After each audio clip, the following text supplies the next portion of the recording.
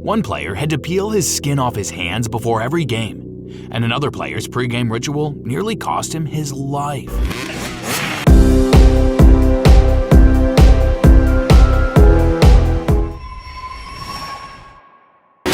These are the craziest pregame rituals in the NBA history. And there's no better player to start with than King James. And this ritual became so popular that it was cherished by fans across the globe. And you won't believe me. You know, everything really starts when the chalk toss happens. Everyone just kind of watches them and sees them pour the chalk on each hand, and everyone stands up and everyone raises their hands to see them. But do you remember LeBron's NBA 2K 2014 cover? It wasn't him pinning someone's shot to the backboard, throwing down a rim-rattling dunk, or raising one of the 2 championship trophies he had won at that point of his career. Instead, it opted for a photo of James throwing chalk into the air. Oh goodness. And yeah, you might still be guessing, how did it begin? Well, you see, the Black Jesus started it back during his time, and it wasn't very well known. Until King James made it a part of his pre-game routine. And ever since it became a lucky charm for him, I bet back against the Nuggets in 2011, my man surely skipped this ritual, bagging just 8 points. Dallas went on a hell of a run and finished it off with a Dirk Nowitzki left-hand layup to steal that game. That shit burns me to this day. I always talk about the best teacher in life is experience, so I've experienced a lot, so that's what prompted me to be who I am today. This ritual was so hyped up that when King didn't practice it for some time, the fans went berserk, and Top G had to start again.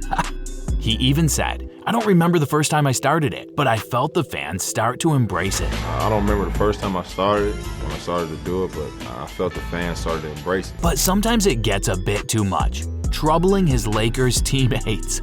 Well, at least his pregame ritual wasn't as deadly as Karan Butler's, because this guy took things to a dangerous limit, and his ritual became more of an insane addiction. Ever since Butler was a teenager, he was addicted to soda. Just as the cars run on gasoline, Butler needed soda in his system to function normally. Hence, before every single game, this crazy fellow went on to drink 2 party-sized 2-liter drinks. Holy God, that's toxic amounts of sugars and flavors we're speaking of. I mean, his ritual was costing his body some real serious damage, diabetes, heart disease, kidney problems, and whatnot. Bro was slowly taking his own life. Yeah, it was a grave. But then, a move to the Wizards became his redemption. He finally realized it was either soda or the sport he loved more than anything else in his life. So as Butler tried to give up this habit, he even confessed that at one point in his life he had 6 refrigerators at his home, stocked with soda. Man, this guy had a refrigerator in every room. So in 2007, the Wizards officially banned Butler from drinking dew, and he had to suffer from proper withdrawal symptoms.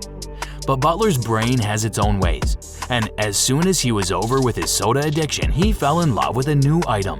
Yeah, before every game, he made it to Burger King or McDonald's and brought in a handful of straws to chew. Chew! Oh God! And it got so bad that on average, Butler was chewing 12 straws before every NBA game. Damn! This guy seemed to be obsessed with everything he got his hands on. Eventually, the NBA had to intervene and stop Butler from chewing straws because it was a real safety hazard.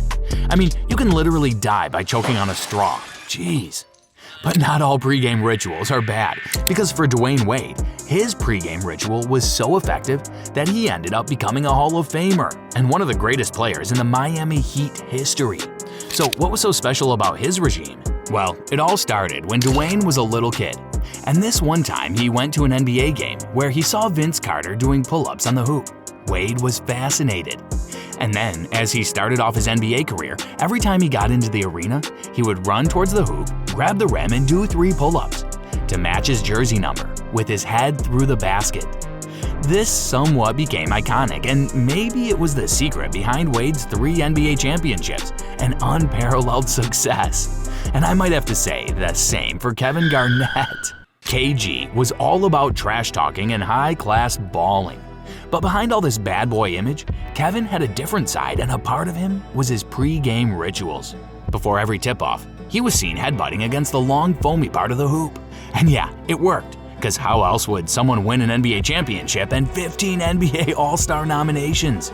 Well, Kevin was quite an influencer too, because during his time at the Boston Celtics, he impressed Rajon Rondo big time. As Kevin had his own pregame rituals, he gave Rondo a pep talk of how these rituals could make or break a guy. Rondo took his advice seriously and eventually found his own pregame ritual. Thank God. But what was it? Well, Rondo became a shower freak. He took 5 showers before every NBA game with a gap of 30 minutes between each of them.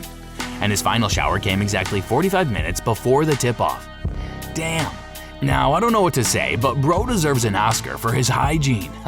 He was probably the cleanest guy on the court while coming into play. And yeah, it worked for him, as he became one of the most brilliant point guards in NBA history. But then, folks, I guess all the NBA point guards have their pregame rituals. What if I tell you that even Steph Curry became a superstar? Because he practices a special ritual every time he comes to play. Yeah, trust me guys. Before the games start, most of the NBA players get out for shooting practice and take 3-pointers from the ring. Steph Curry does not, cause he's seen taking shots from the tunnel. Are you kidding me? And it all started from a little bet. One time, Steph was practicing before the game when the GM of the Warriors passed by and made a bet with him. If Steph didn't basket it in the next few tunnel shots, the dinner was on him. But you know Steph has a thing for winning, and so he nailed it. Ever since that day, he's performed this ritual every time he walks into the arena. Damn. And now get your tissues out, cause this one is gonna make you emotional. Please welcome the 2013-14 Kia NBA Most Valuable Player, Kevin Durant. Going back a few years, the time Kevin Durant won an MVP. The Slim Reaper was majestic, but do you remember his MVP speech? The big man broke into tears and gave all credit to the old lady, his mother. You wake me up in the middle of the night in the summer times, making me run up a hill, making me do push-ups, screaming at me from the sideline of my games at 8 or 9 years old. We wasn't supposed to be here. You made us believe. You kept us off the street, put clothes on our backs, food on the table. When you didn't eat, you made sure we ate. You went to sleep hungry. You sacrificed for us. You the real MVP. He loves her way too much, and it can be seen before every game too. He hugs and kisses her every time he gets going. And this shows no matter how badass he looks, he's kind of humble and respectful. And guys, now we have to make the transition from good to worse, because this man has had one of the nastiest pregame rituals in the NBA. In the year 2008, when Monte Ellis started playing like a superstar, no one understood why until he revealed that it was due to his pregame ritual. I mean, the same year he had suffered from a serious injury which had got him sidelined for some time.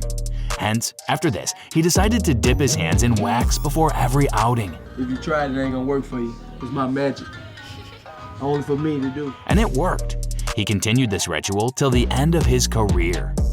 Guys, this was it for today's video. I hope you enjoyed it. Don't forget to dunk on that subscription button, and until next time, take care.